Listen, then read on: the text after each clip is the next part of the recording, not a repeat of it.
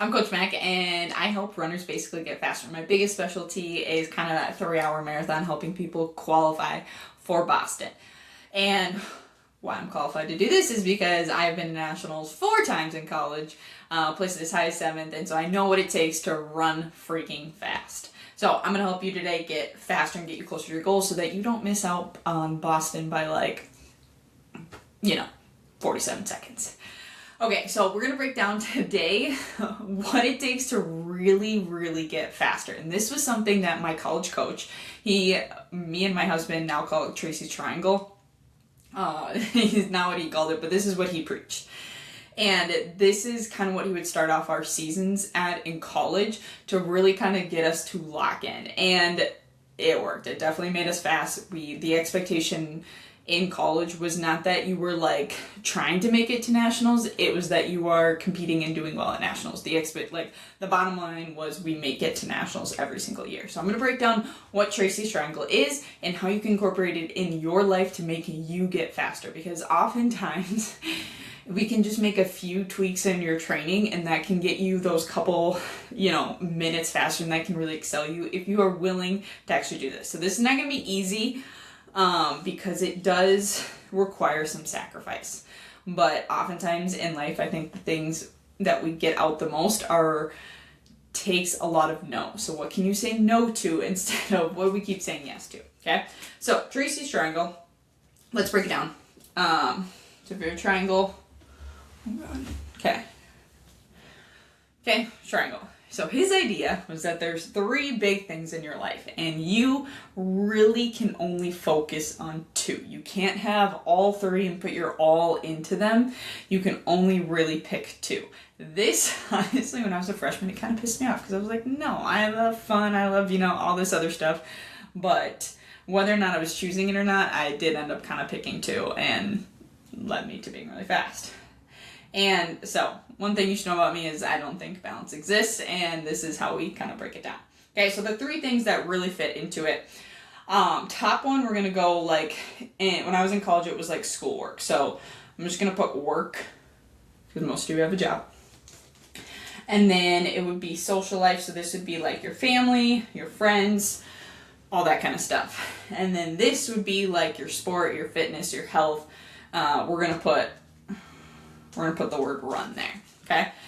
So the idea is that if you want to be really great at one of these, you cannot actively put all of your effort into each 3 of these. You have to kind of swing more towards one, because we only have so many hours in the day, we only have so many minutes, and I'm not going to say stop hanging out with your family, because I'm going to actually give you some suggestions that I think some people just don't normally think of, to kind of help you maximize this. But if we want to be really good at running, we have to sacrifice something in one of these 2 areas, right?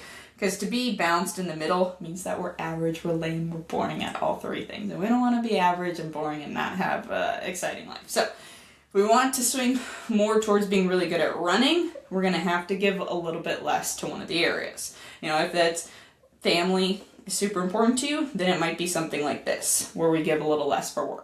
Okay, so let's talk about each one. Let's start with the social one, because I feel like this is oftentimes the one that hits people the most. And so what I didn't realize was when I went into college, I actually did give up part of my social life, but not really what you think. Still kind of called my parents on the weekend. Wasn't super great at that. But I gave up having friends outside of the team. We had this saying in college on our team, cross country and track, where it was no friends off the team. It was mostly cross country team. Because you were literally spending every day after school at 3 o'clock, you'd go and you hang out with your running friends. And every weekend you'd have a long run or you'd have a race. You'd always just be with all of your running friends. Okay. So I did end up giving out friends outside of the team. I still had super crazy close friends on the team, which I think is the part that I think when you think that you have to say no to stuff, you're sacrificing all this fun and all this stuff. But I have met my closest and relationships, friends, through saying no to so many other friends that were outside of the team. So I got so much closer with my running friends. I met my husband.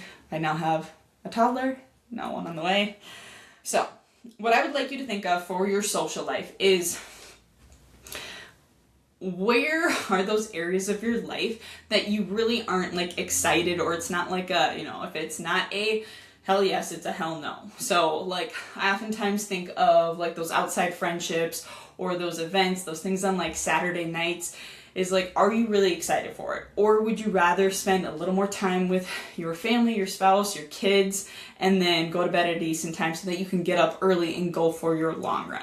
So I would honestly just sit with that question of like, who in my life do I really not like love hanging around? Not that they're bad people or anything like that, but just think about, is it worth those friendships right now? Oftentimes I heard this saying once about like the people around you that are you're friends with people because of like location, right? You're friends with your neighbors because they are your neighbors, not because you necessarily chose them. They're awesome people and they lift you up towards these really big goals, but just because they're close by. So what are those things that you can maybe like not cut out, but like limit or not spend as much time with? Do you really need to have these like weekly hangouts or these Saturday nights where you stay up really late? Where are those things kind of in your social life, right? Because like I'm not going to give up time with my husband and my toddler.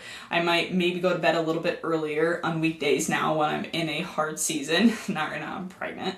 But like when I'm chasing a big running goal, I'll have the conversation with Sean, my husband, of like, I'm going to go to bed a little bit earlier, so we probably won't get as much time. But then you can always swing back around, and after your running season, then it's like, okay, I'm going to hang out with my spouse, wait, and we're going to stay up later and all this other stuff. Okay, so that's kind of social life. Just, I would really think of like, what can you say no to? That's the question. Like, it's not like what else can we add, it's what can we take away. Okay, and now work. And this also can kind of be a little bit more social too. In your work life, are these relationships benefiting you? Do you love them? Do you like cherish these friends? Like, another good question is, if you moved across states, would you still communicate? Would you still make the effort to hang out with them? Would you fly out? And if it's not really someone that you would, then it's like, do you really need to spend so much time with them when you can be spending more time with your family, more time on your running goals for something bigger that you are chasing, right? A lot of you probably have really big goals. That's why you're watching this. Okay, so when we think about work, it's like, do you need to stay really late, or do you need to go in early? Can you cut out maybe a little bit earlier when you go to work? So this one can be tricky because obviously we do have like time constraints with this. Some of you might work from home, so you might have a little bit more flexibility, but think about like those extra like work events. That's often one that you could maybe swing, or you can, take some time off for like a big race and go a little bit earlier so that you're more prepared. Okay. And so whatever you say no to in these two areas helps this run section actually get better and actually helps you get faster, because the more you say no to this, the more you can say yes to running. The more you can say to a few more miles, more cross training, more strength training, getting more sleep. And I think when we say no to all this too, it doesn't mean that your life revolves around running and that like nothing comes above running. It's just like for that season, it becomes more important than some other things.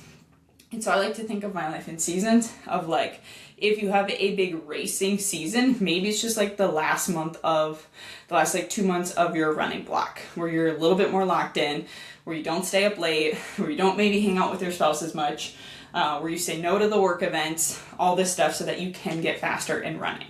Okay. So I think just sit with it. The question that I would like to leave you with is, what can you say no to in your life?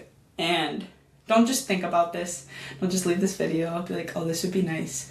Like, choose 1 or 2 things that you know aren't really that fun, that aren't really that exciting, that if you said no to this, you would get more time for other things that are more important in your life. So the biggest thing is just like, what do you want to prioritize? And if work is something that you prioritize and maybe you just hang out with your friends less, then you do that, But make the decision. Don't just sit. Don't just think. Take action. Tell people. So hopefully the video is helpful. If you have any questions or if you want me to go over anything, let me know.